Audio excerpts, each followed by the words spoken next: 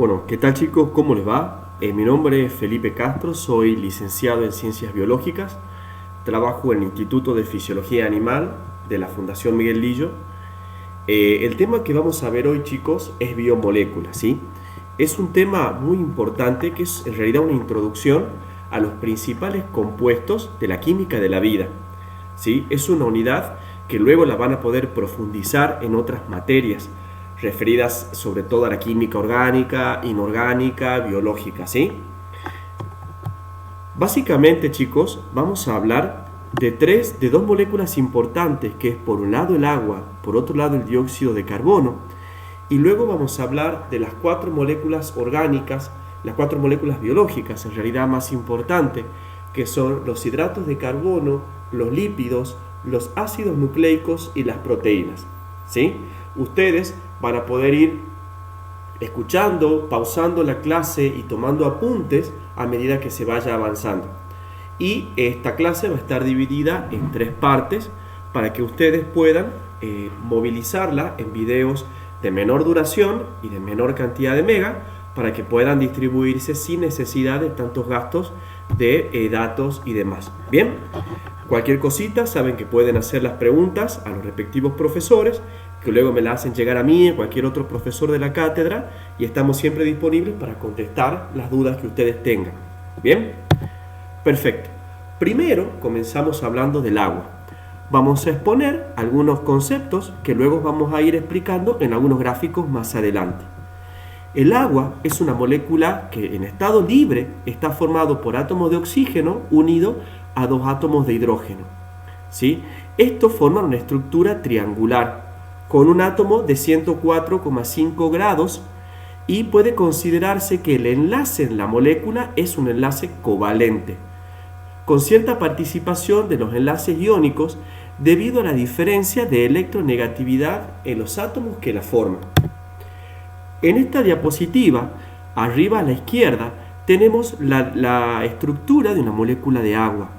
En color azul tenemos el átomo de oxígeno. Y en color gris tenemos los átomos de hidrógeno, ¿sí? Este átomo de oxígeno es el que tiene lo que llamamos mayor electronegatividad. La electronegatividad es la capacidad que tienen los átomos de atraer hacia sí los electrones compartidos o los electrones que intervienen en el enlace. Bien, en este tipo de enlace que existe entre el oxígeno y el oxígeno atrae hacia sí los electrones compartidos, ¿sí? De tal manera que el oxígeno es el que tiene la mayor carga negativa. ¿Por qué?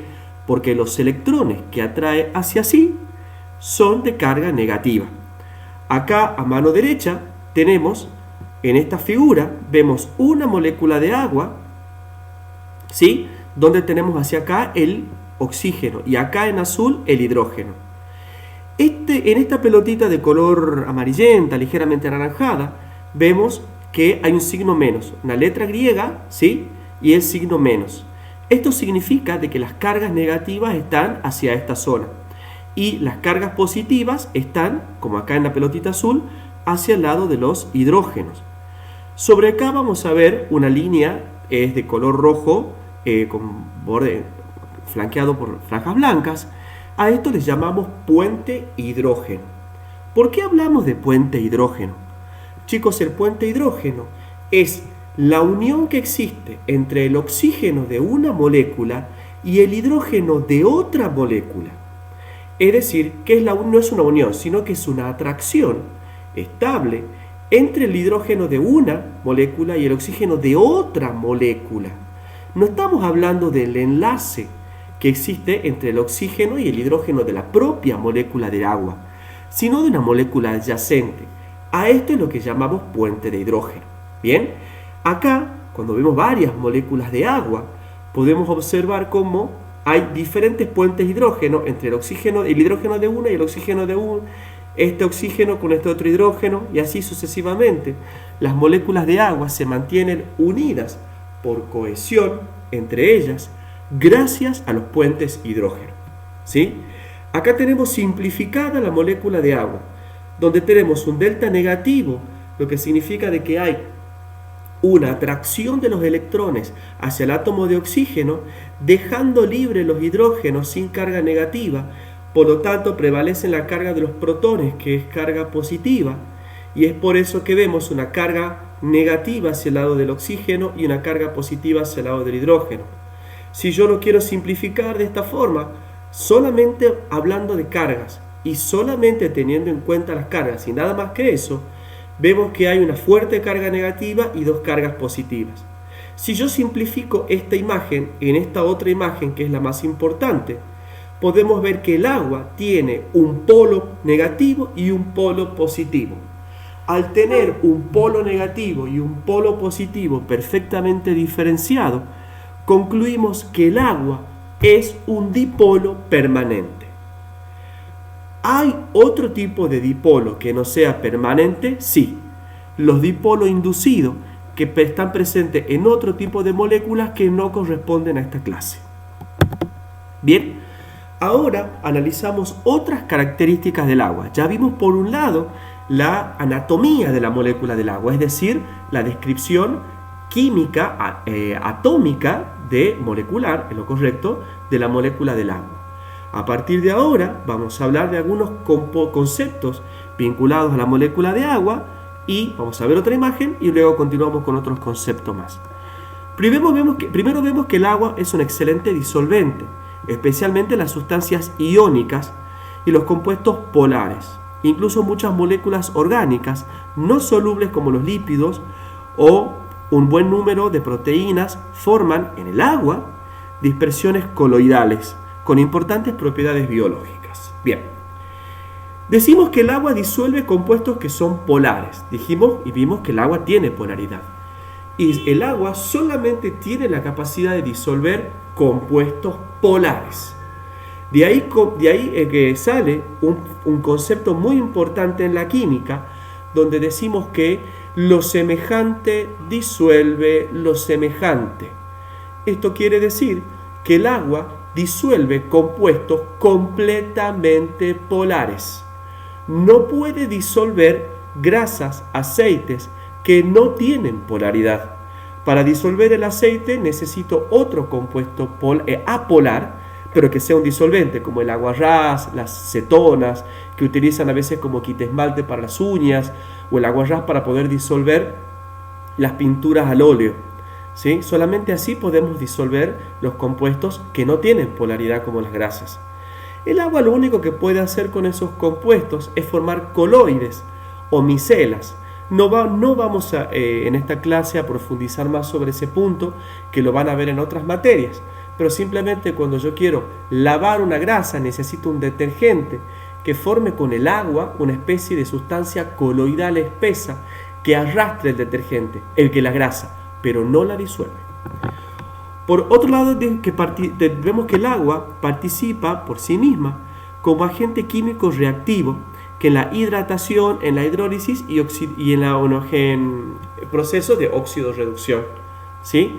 La hidrólisis es la capacidad del agua de romper ciertas moléculas y la oxidorreducción es un intercambio de electrones que van a ver, sobre todo cuando vean, es muy importante cuando vean las unidades referidas a energética. También permite el movimiento de las partículas disueltas en un seno, en ese caso de la difusión, y constituye el principal agente de transporte de muchas sustancias nutritivas, reguladoras o de excreción. ¿Sí? Cuando nosotros necesitamos en muchos seres vivos que una sustancia vaya de una parte a otra, por ejemplo en las plantas o dentro de las células, gran parte lo hacen disueltas en agua. ¿Sí? Por otro lado, vemos que el agua es un gran termorregulador. Y es cierto, así como el agua puede mantener una sustancia caliente, así también el agua fría puede mantener una sustancia fría por más tiempo. Así como también el agua, cuando se evapora, deja detrás de sí una capa fría. Eso se llama energía de calor de formación. Ahí vemos que el agua actúa como termorregulador en muchos seres vivos, mamíferos, en animales que no pueden regular la temperatura por sí solos, ¿sí? Que no son los mamíferos, son los homotérmicos, los heterotérmicos. Entonces, Esa capacidad del agua, de la energía de calor de formación, de que cada vez que se evapora deja detrás de sí una capa fría, eso genera que el organismo, que debería estar con mucho calor, comience a enfriarse paulatinamente. También ahí se demuestra la capacidad termorreguladora del agua. Interviene también en las plantas como el mantenimiento de las estructuras, formas de las células. El agua, cuando está contenida, chicos, en un recipiente o en un compuesto, en un lugar determinado, le da forma o turgencia, ¿ya? Muchas de las células se mantienen en su estructura gracias al agua que está dentro, ¿sí? El agua es que mantiene esas estructuras, evitando que colapsen o que se achaten. En esta imagen, que es muy interesante, tenemos el agua que está acá con el oxígeno en unas pelotitas que representan unas pelotitas color rojo y el hidrógeno un color más bien azulado. Y acá tenemos una molécula de cloruro de sodio, ¿sí? Cloruro de sodio formada por el cloro de color amarillo y el sodio de un color azul ligeramente gris. ¿Sí? Acá vemos que el agua actúa como disolvente de la molécula de cloruro de sodio. El cloruro de sodio, que es una sal binaria, conocida como sal de mesa, cuando ustedes la ponen dentro del agua pueden ver que comienza a diluirse. ¿Por qué lo hace? Porque las cargas negativas del agua, representadas por las moléculas de oxígeno, ¿sí?, se unen a la molécula de sodio.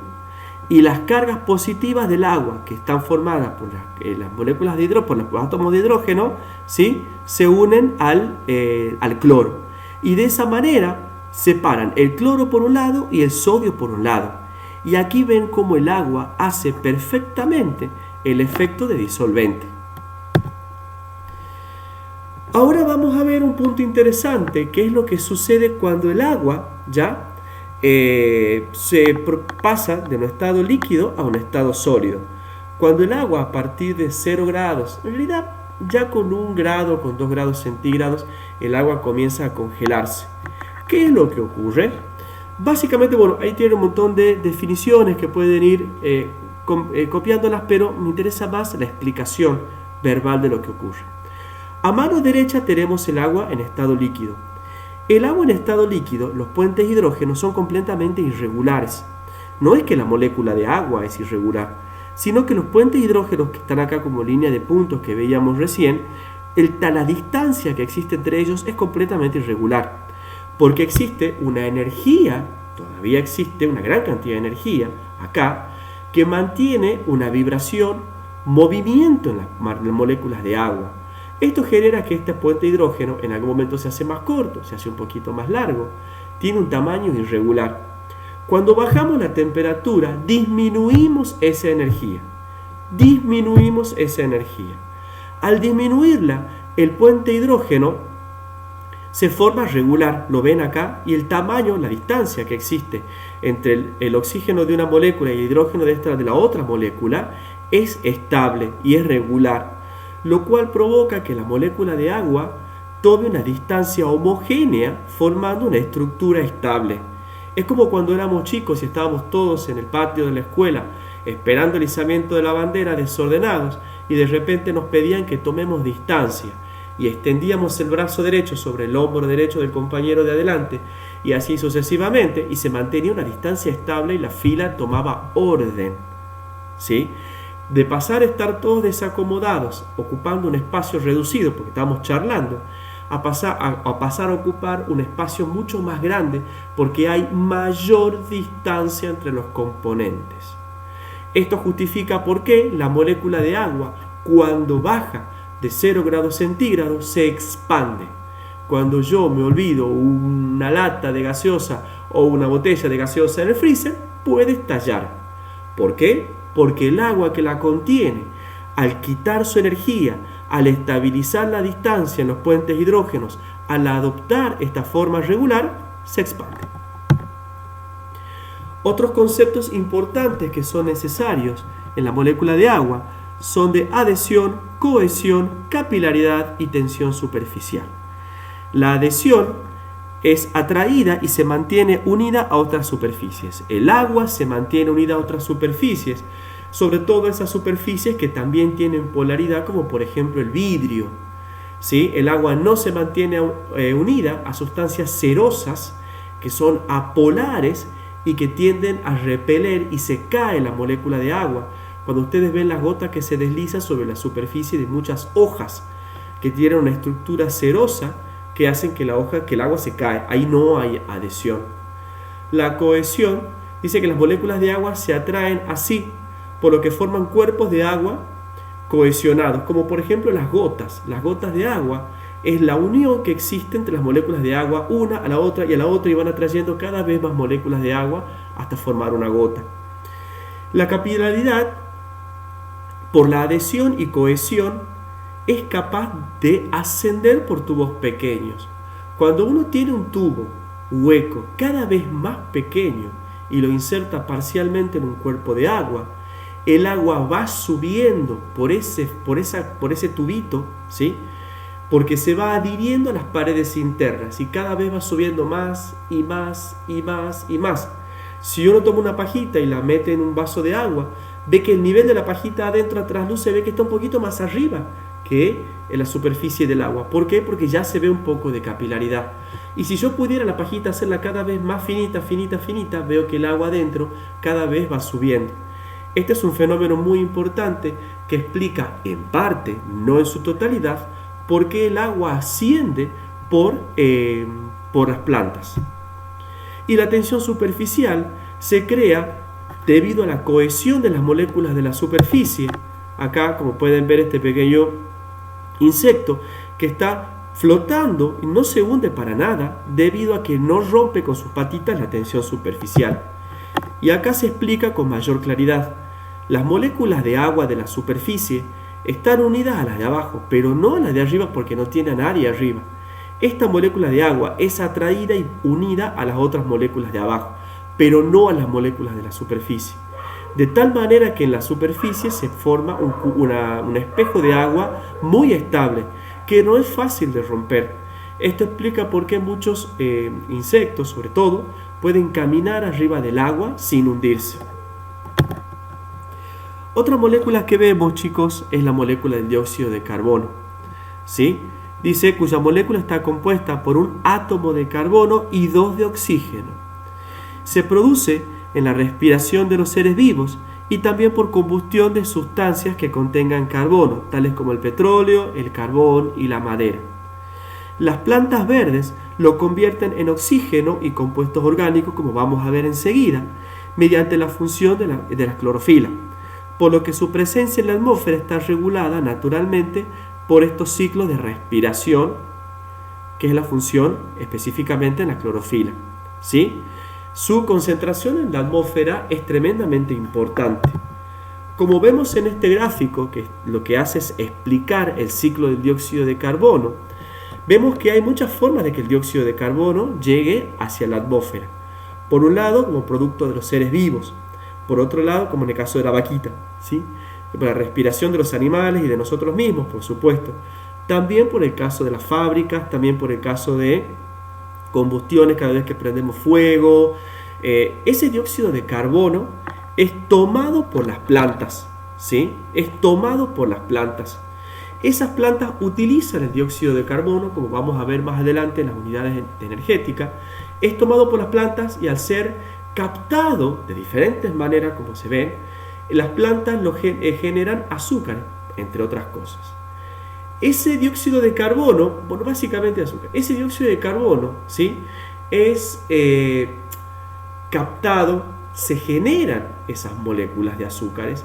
Esas moléculas de azúcar luego es utilizada por los animales, que nuevamente son eliminadas al medio ambiente. Yo, por ejemplo, ahora, mientras hablo, estoy exhalando dióxido de carbono.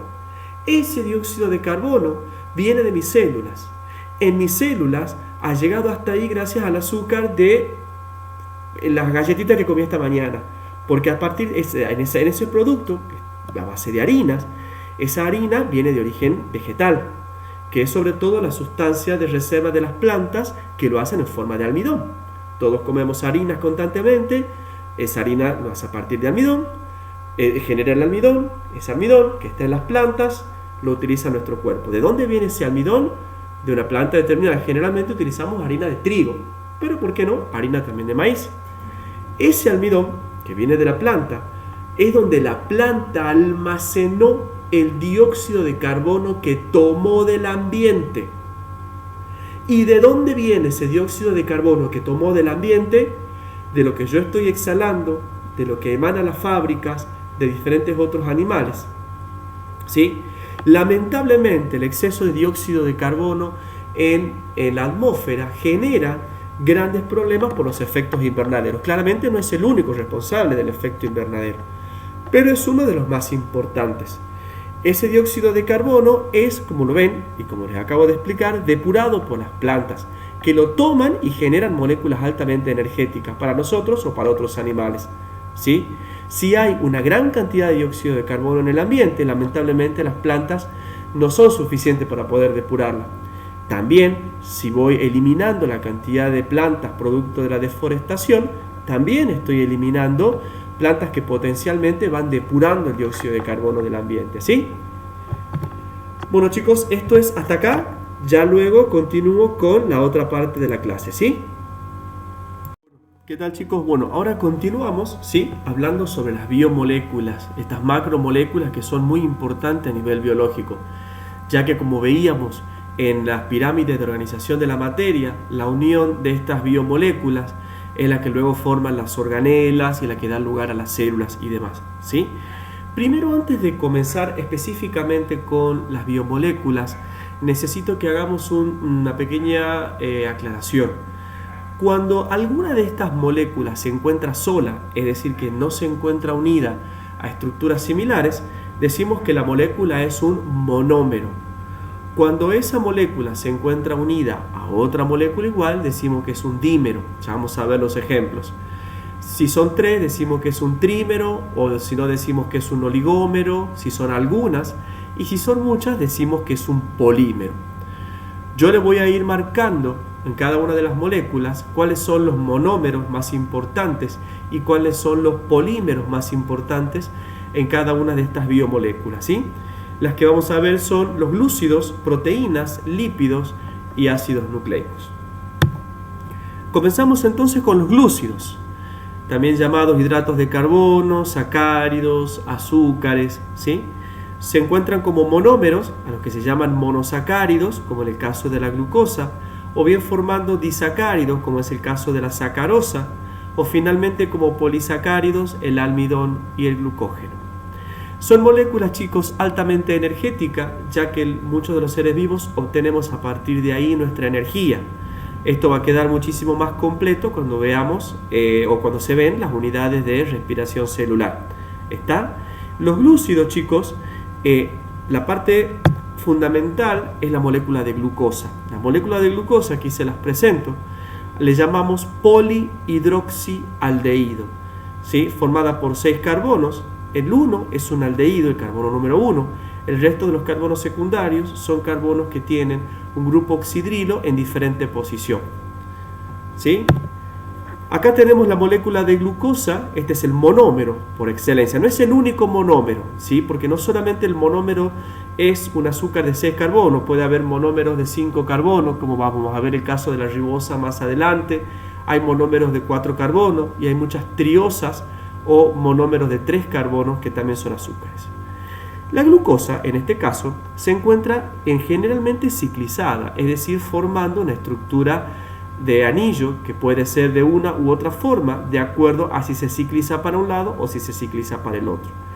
Y forman diferentes uniones. ¿Ven? Acá lo que tenemos es un monómero de glucosa.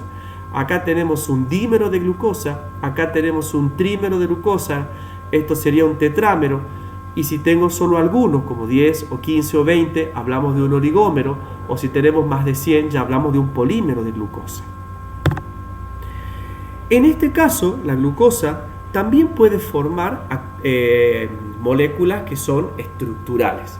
Bien, decimos que la glucosa es esencialmente energética, y lo es, y los azúcares son esencialmente energéticos. ¿Hay moléculas de azúcares que no son energéticos? Así es, como en este caso la celulosa.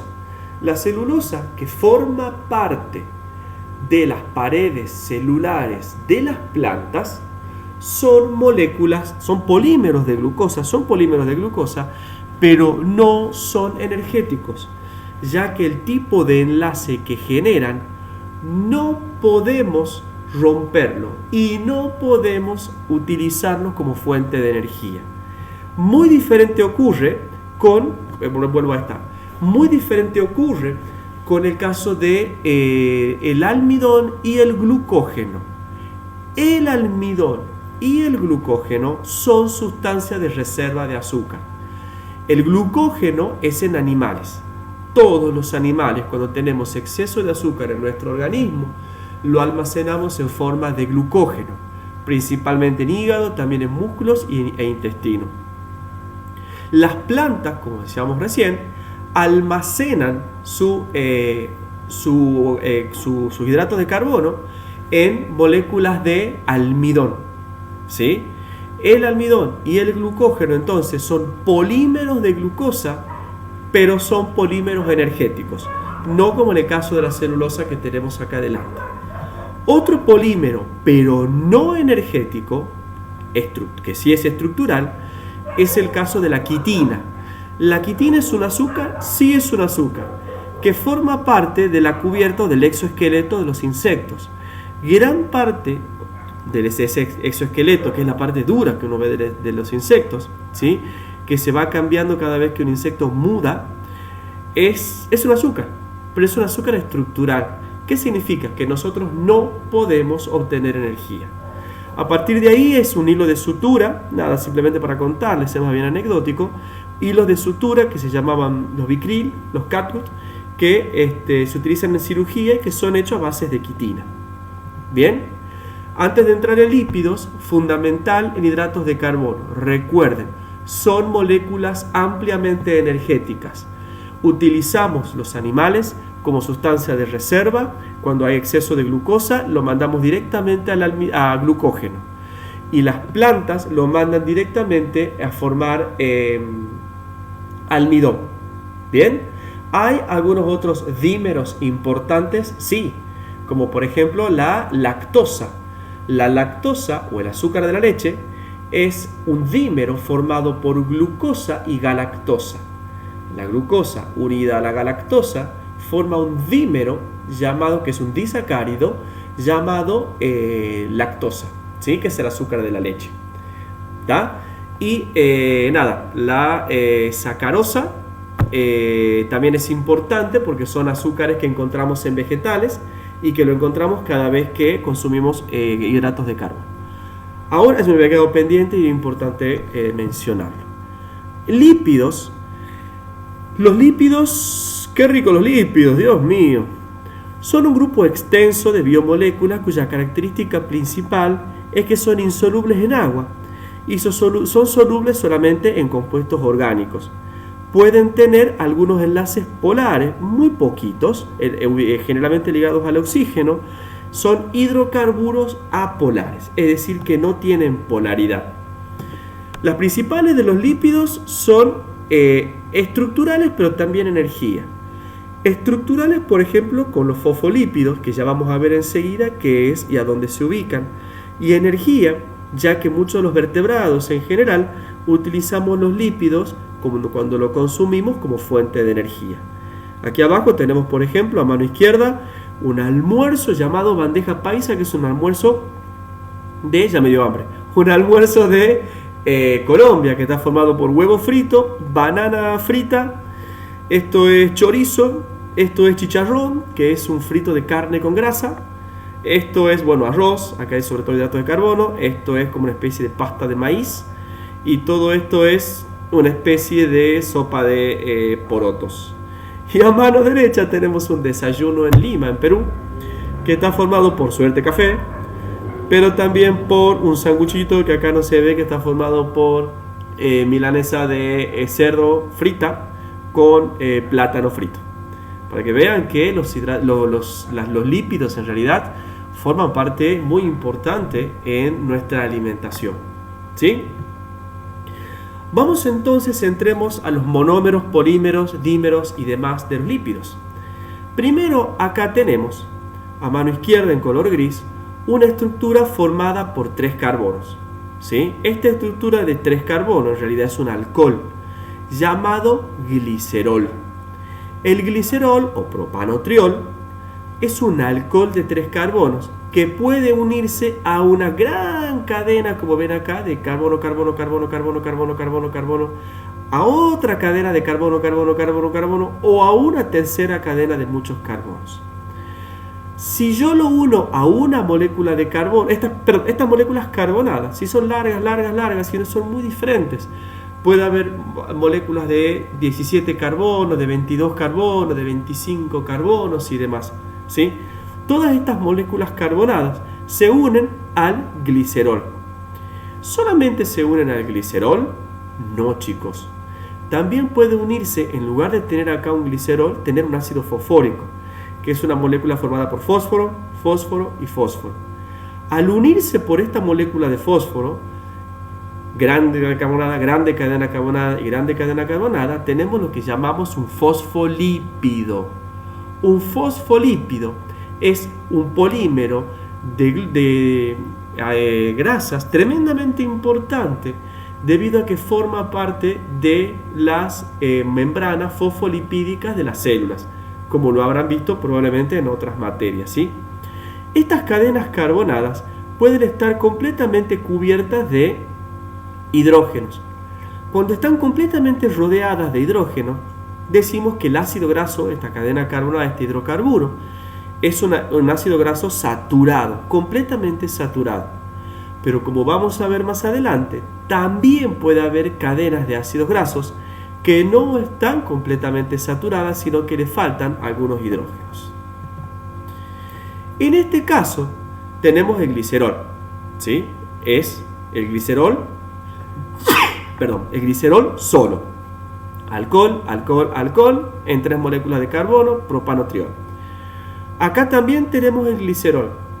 R significa cualquier ácido graso, ¿sí? Cualquiera de esas cadenas, ¿sí? Si yo le pego solo una cadena de esas que veíamos recién, hablamos de monoacilglicerol. Repito, monoacilglicerol. Si yo al glicerol le pego 2 cadenas de estos hidratos de carbonos grandes, estos hidrocarburos grandes, hablamos de diacilglicerol, que sería el dímero. Pero si yo le pego 3 moléculas de hidrocarburos, estos grandes ácidos grasos recontracarbonados, así, carbono, carbono, carbono, carbono, carbono, hablamos de triacilglicerol o triglicéridos, ¿sí? Los tan temidos triglicéridos, ya que la medición de los triglicéridos en la sangre humana es un indicador de cómo funciona nuestro metabolismo de ácidos grasos. Es decir, qué tan mal estamos haciendo en consumir grandes cantidades de ácidos grasos y que estamos medio excedidos, ¿sí? Estamos como muy excedidos en grasas y se miden los triglicéridos, ¿no? A veces cuando uno sobre todo es mayor, se ve un componente hasta genético, ¿no? en estos ácidos grasos. Chicos, cuando el ácido graso está compuesto por estas cadenas carbonadas completamente saturadas, como veíamos recién, ¿sí? Que están todas, que acá se está representado por estas pelotitas de color gris, ligeramente plomizo. Esto está representado por todos los hidrógenos, está completamente cubierto de hidrógeno. Estos ácidos grasos están completamente cubiertos de hidrógeno. Las grasas que se forman son grasas sólidas, como el caso de las mantecas. Pero cuando yo tengo ven acá el glicerol y ven que para acá tengo un ácido graso completamente saturado. Es un esquema, esto es un esquema. Pero el ácido graso también puede no estar completamente saturado y se generan doble enlaces entre carbono y carbono. Al generarse un doble enlace entre carbono y carbono, me está indicando que le falta un hidrógeno acá y un hidrógeno de este lado. Y se forma un ácido graso insaturado. Cuando el ácido graso, el glicerol, está lleno de moléculas de ácidos grasos insaturados, es decir, que le faltan hidrógeno, por lo tanto generan dobles enlaces, se forman los aceites, grasas que a temperatura ambiente son líquidas, ¿sí? Acá, chicos, ven, es muy importante porque acá ustedes pueden ver cómo la membrana fosfolipídica de una célula está formada por esta parte en color rojo, que son los fósforos. Y hasta acá todas esas cadenas en zigzag de color azul son las grandes cadenas carbonadas. Es decir, que yo tengo fósforo hacia la zona de la superficie de la membrana y en la zona del medio de la membrana todas esas largas cadenas carbonadas. ¿Sí? Acá es una situación, pero en estado redondo. A esto, nada, no le lleven mucho la punta, simplemente le llamamos micelas de ácidos grasos, que es como una pequeña gota de ácidos grasos, ¿sí? Acá, nada, simplemente también como para poder ejemplificar de una forma un poquito más completa, a un corte de la célula su membrana, cómo se ven los fosfolípidos, que en esta diapositiva se ven mucho más compleja. Esta gran membrana, ¿sí? Esta doble membrana de fosfolípidos, son ácidos grasos meramente estructurales. Decíamos que los ácidos grasos son energéticos, sí lo son, pero no tan energéticos como los hidratos de carbono. Sí son energéticos. También son estructurales, como lo estamos viendo acá el caso de los fosfolípidos, ¿sí? Cuando yo ahorro para un azúcar, como veíamos recién, cuando yo ahorro para un azúcar, ¿sí? Ahorro un peso y cuando lo tengo que liberar en forma de energía, obtengo un peso. Cuando en las grasas yo ahorro un peso, cuando lo tengo que liberar en forma de energía, obtengo solamente 80 centavos. Esto significa de que puedo quemar grasas más rápido de lo que tardo en generarla. Pero eso es un tema de fisiología bastante profundo. Van a ver acá también algunas estructuras que no son ácidos grasos como yo les contaba, sino que son colesteroles. Los colesteroles también son ácidos grasos, no tienen la forma clásica que ustedes han visto. Y los colesteroles, por un lado, forman parte de la membrana fosfolipídica, como así también los colesteroles forman las estructuras de muchas hormonas que son importantes a nivel del cuerpo humano, de muchos animales, ¿sí? No solamente del cuerpo humano, ¿sí? Bueno, chicos, en la próxima parte de la grabación vamos a ver los ácidos nucleicos más las proteínas. Bueno, chicos, ¿qué tal? ¿Cómo les va? En esta parte de la clase del tema vamos a comenzar hablando de los ácidos nucleicos. Los ácidos nucleicos, Leo, son polímeros de nucleótidos. Ya vamos a describir muy bien cómo son esos polímeros, cada uno de los nucleótidos. Cada nucleótido está formado por un azúcar, una base nitrogenada y un grupo fosfato. Son las biomoléculas portadoras de la información genética, ADN y ARN, además de participar activamente en los procesos energéticos celulares como el ATP, ADP y AMP. Chicos, el ADN, los ácidos nucleicos básicamente no son energéticos, ¿sí? No son energéticos. Es decir, no tenemos energía a partir del ADN. Ya vamos a ver una excepción, un caso muy particular que son las moléculas de ATP, por ejemplo, que son transportadoras de energía. Son transportadoras de energía como pilas de energía. Que todo lo que tenga que ver con cuando se vean las unidades de bioenergética, ahí queda muchísimo más claro. ¿Por qué decimos que el ADN es básicamente la fuente de la herencia? Primero porque el ADN, la información va pasando de célula a célula a célula, y también pasa de individuo de generación en generación. El ADN básicamente tiene la función de fabricar proteínas. A partir del ADN, la información pasa al ARN, del ARN pasa al citoplasma y en el citoplasma se forman las proteínas. Solo que hay información genética para la fabricación de proteínas. ¿Pero por qué son tan importantes? Porque así como vamos a tener, que lo vamos a ver enseguida, estructuras proteicas que son meramente estructurales, valga la redundancia, también vamos a tener proteínas que tienen una actividad muy importante, que es una actividad enzimática. ¿Está? Este es el monómero del ADN. Este es el monómero, es el ladrillo, es la parte fundamental del ADN.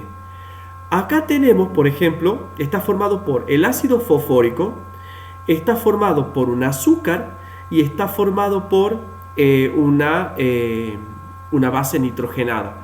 El ácido fosfórico es común para ADN como para ARN.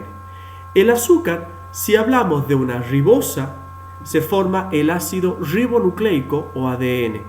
Si el azúcar es una desoxirribosa, se forma el ácido desoxirribonucleico. Y la base nitrogenada puede ser adenina, timina, guanina, citosina o también uracilo.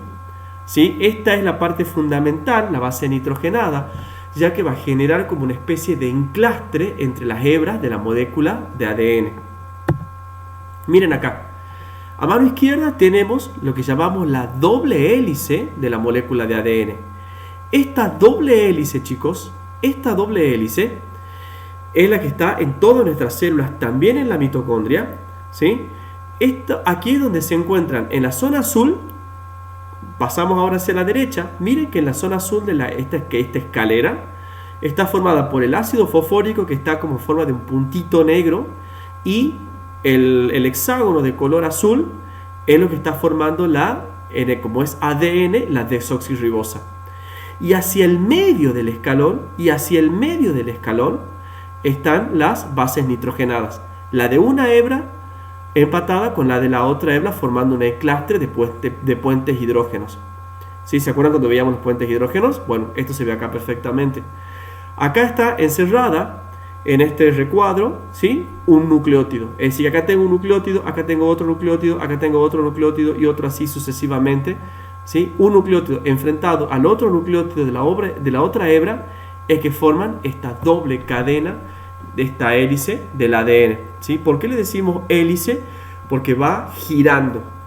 Y notamos a nivel estructural general lo que llamamos un surco menor que está formado por el espacio existente entre una hebra y la otra, y un surco mayor que es el que está formado por un giro y por el otro giro. Es decir, desde un giro, desde la cresta de un giro hasta la cresta del próximo giro, es lo que le denominamos el surco mayor de la molécula de ADN.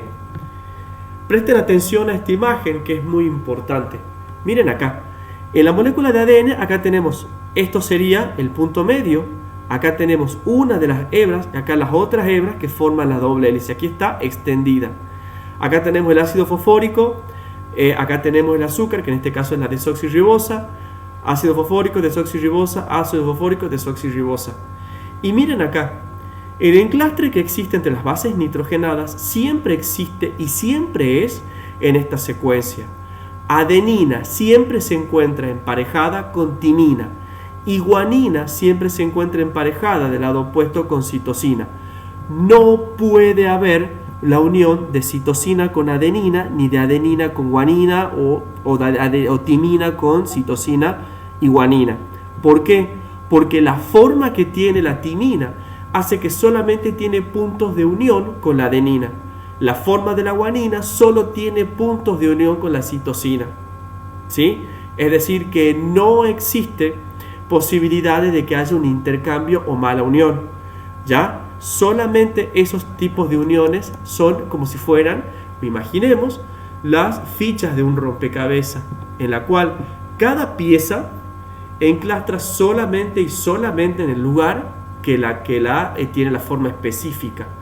Esa especificidad está dada por los tipos o puentes hidrógenos que lo tocan. Ya van a ver que entre citosina y guanina y citosina hay 3 puntos de unión, y entre adenina y timina generalmente no, hay 2 puntos de unión de puentes hidrógenos. ¿Sí? No puede haber el cruzamiento acá entre una base con la otra. ¿Qué pasa con la molécula de ARN? Es una molécula monocatenaria. Es exactamente igual, pero con 3 grandes diferencias. Primero, que es monocatenaria, no tiene la otra parte. Segundo, que no está formada por una desoxirribosa, sino por una ribosa. Y tercero, que en lugar de tener timina, posee otra base nitrogenada denominada uracilo. Bien, entonces así está completada la estructura básica que tienen que conocer y que necesitan saber cuando hablamos de ADN. ¿Sí? Cuando hablamos de ácidos nucleicos. Acá tenemos el caso de una molécula denominada ATP o adenosín trifosfato. La molécula llamada adenosín trifosfato es un monómero que generalmente está suelto y que es una molécula esencialmente energética porque transporta energía. Todo esto queda mucho más claro en la unidad energética. Acá en las uniones que existen entre fósforo, fósforo y fósforo, estas uniones son ampliamente energéticas. Si yo le puedo desprender un fósforo al ATP, obtengo una fuente muy grande de energía. Es como si fuera una pila, un Energizer, ¿cómo se llama? Una pila, una Duracell, ¿sí? Que cada vez que está descargada le falta un fósforo. Cuando yo necesito cargarla, lo único que tengo que hacer es pegarle un fósforo e inmediatamente se cargan esos enlaces con grandes cantidades de energía. ¿Sí? A esto lo vamos a ver muchísimo más y se profundiza mucho más cuando vemos en las mitocondrias y demás toda la distribución de la energía. Esto que ven acá sí es un nucleótido, el ATP sí es un nucleótido, o sea, no forma parte del ADN, no forma parte de la herencia, pero sí es un nucleótido muy importante en las funciones celulares. Bien, ahora entramos en las proteínas. Son polímeros de aminoácidos, presentan gran diversidad de estructuras, lo que les permite un amplio espectro de funciones. Controlan las condiciones físico-químicas dentro de las células, forman parte de las estructuras celulares, son estructurales claramente, y sobre todo catalizan, esta palabra la tienen que memorizar, catalizar prácticamente todas las reacciones a partir de una actividad denominada enzima.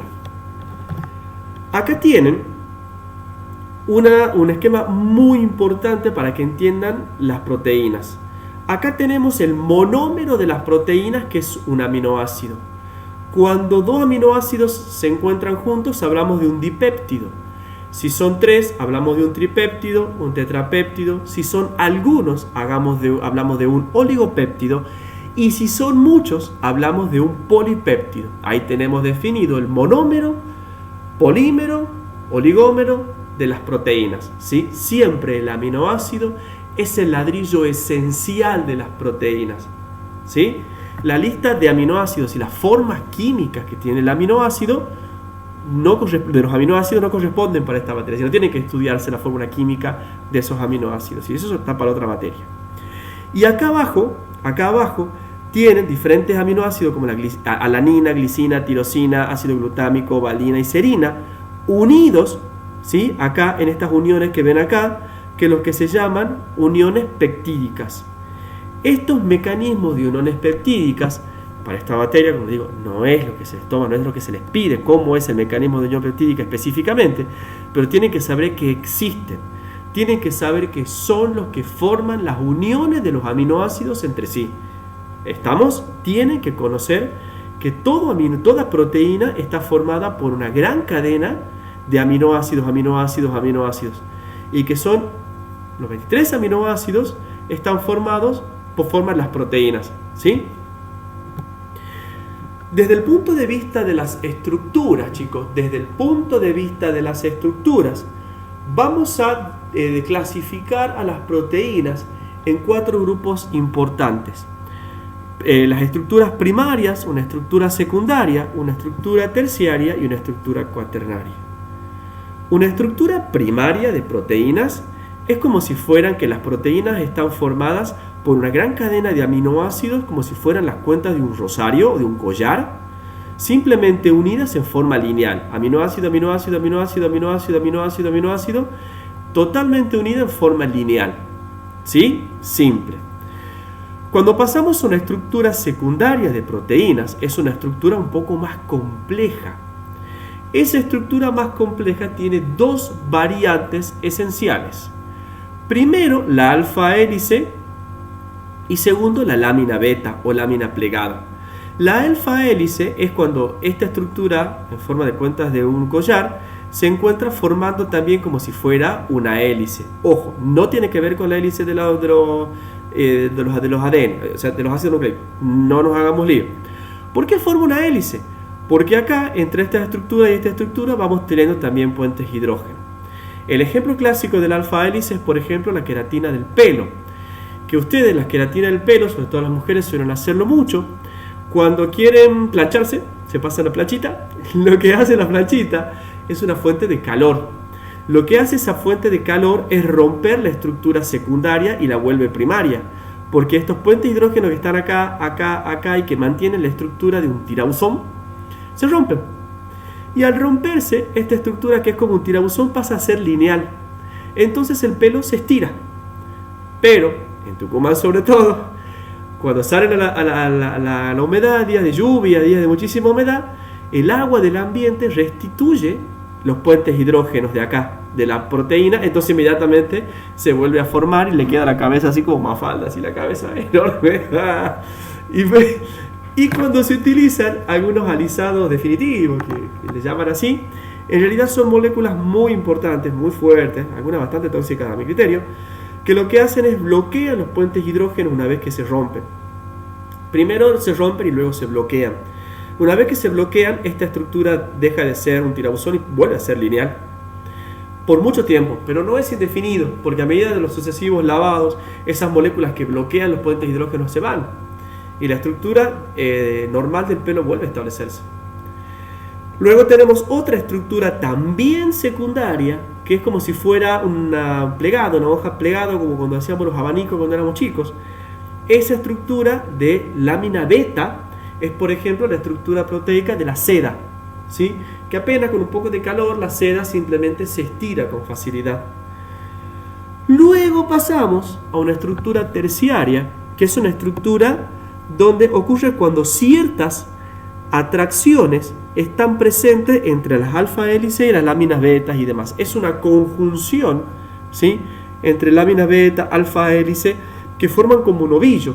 A mí me gusta que imaginamos esa estructura como si fueran un ovillo de fideo, ¿viste? Esos fideos nidito que le dicen, que es como un ovillo de fideos. Bueno, algo así es la forma, si uno la pudiera ver a simple vista, cómo se ve una proteína estructura terciaria, que es mucho más importante, mucho más pesada y mucho más grande. Si pasamos a la estructura cuaternaria, ¿sí?, es una unión mucho más compleja de muchas estructuras terciarias, de muchos ovillitos de esos formados, ¿sí?, de muchos ovillitos se unen formando esa estructura, ¿ya? Es muchas globulinas y demás tiene un poco estas estructuras. Son proteínas muy pesadas. Muchas veces en los laboratorios lo que hacemos con los que analizamos las proteínas es primero despegarlas entre ellas. Y una vez que tenemos una estructura inicial, una estructura nativa, recién ahí comenzamos a analizarla, ¿sí? Pero para que sepan simplemente o entiendan lo importante que las proteínas acá al final son proteínas muy conglomeradas, pero desde una estructura lineal pasamos a algo mucho más complejo. Esto puede acomplejarse mucho más y esto muchísimo más puede continuar acomplejándose.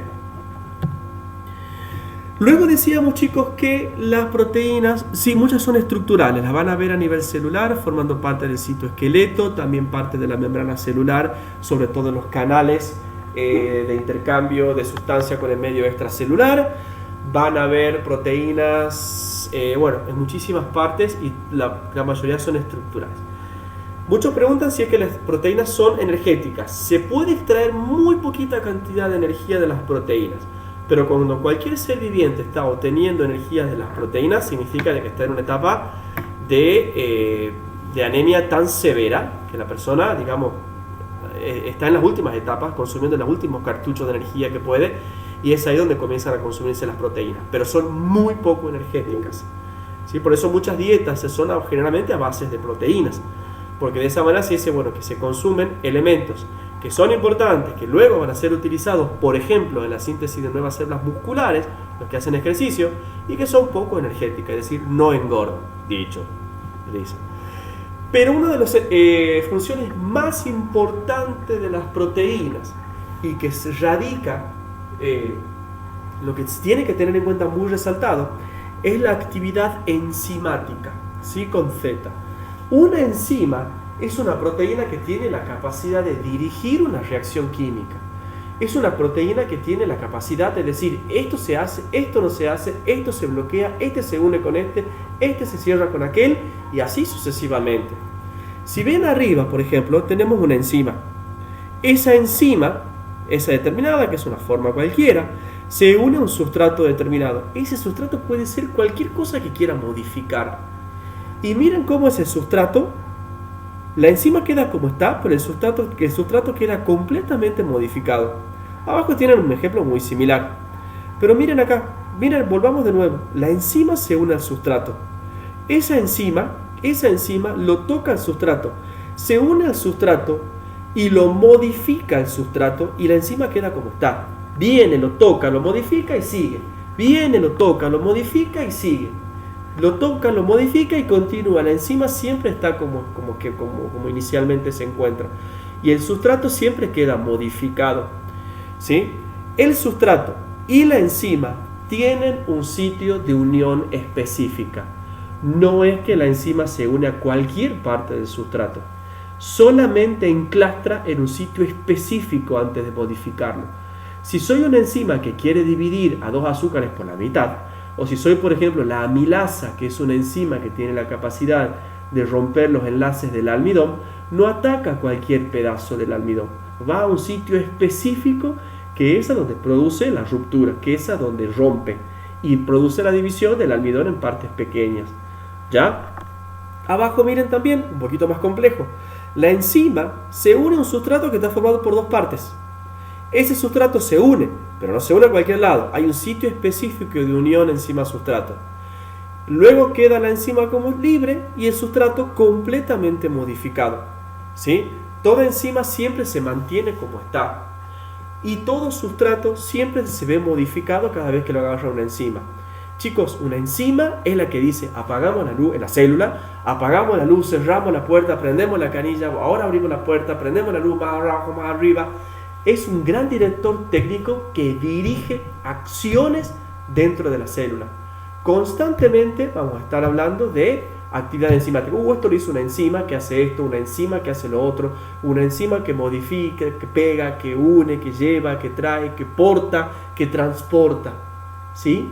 Por eso son tan importantes el estudio de las proteínas en su actividad enzimática. Acá tenemos ejemplos clásicos, ¿sí? Donde tenemos proteína en la zona central, proteínas que pueden ser estructurales, que pueden ser catalíticas, es decir, que son las que de actividad enzimática, proteínas de movimiento, proteínas de regulación o señalización y proteínas de transporte. Como ejemplo de proteína de transporte señalamos la mioglobina o la albúmina, ¿sí? La mioglobina o hemoglobina son transportadoras sobre todo de oxígeno y dióxido de carbono. Algunas estructurales como el colágeno, que tiene que ver con la resistencia de muchas células, como células de los huesos y células cartilaginosas, y las histonas, que son proteínas que envuelven o ayudan en la compactación del ADN. Catalíticas, o sea que función enzimática, los lisosomas, que tienen la capacidad las lisosimas, que son enzimas que rompen, paredes de bacterias, son enzimas del sistema de defensa. ¿Sí? Pepsinas que ayudan a romper otras proteínas, y ADN polimerasa, que es una enzima que genera otro tipo de ADN, que genera ADN. Proteínas de movimiento, como en el caso de la miosina, actina y miosina, que tiene que ver con la contracción muscular. De señalización, como factor intrínseco, algunas inmunoglobulinas, ¿sí? Nada, es simplemente como para que conozcan un poquito cuáles son funciones importantes a nivel fisiológico de las proteínas. Y nada, siempre pongo este cuadro al final para que sufran un poco. Si pudieran ampliarlo, verían todo lo importante de las biomoléculas, hidratos de carbono, proteínas, lípidos y demás, ¿sí? A partir de yo siempre digo cuando los chicos se asustan cuando ven esto, es que empiecen la parte más complicada en realidad, pero pasa a ser la parte más simple, que es el ciclo de Krebs. Y una vez que entran al ciclo de Krebs, después comienzan a ir a diferentes partes. Todos estos ciclos metabólicos ocurren en una célula, ¿sí? O esto, por ejemplo, toda esta parte que ven acá ocurre en una mitocondria, es en una organela celular. Y a partir de acá comienzan a derivarse a diferentes mecanismos, ¿sí? Parte de azúcares, todo esto es la glucólisis. Es hermoso, un cuadro, la verdad que es precioso, porque resume todas las funciones fisiológicas en las cuales intervienen las biomoléculas, ¿sí? Bueno, chicos, muchísimas gracias. Saben que cualquier consulta estoy siempre disponible para cualquier cosa que necesiten.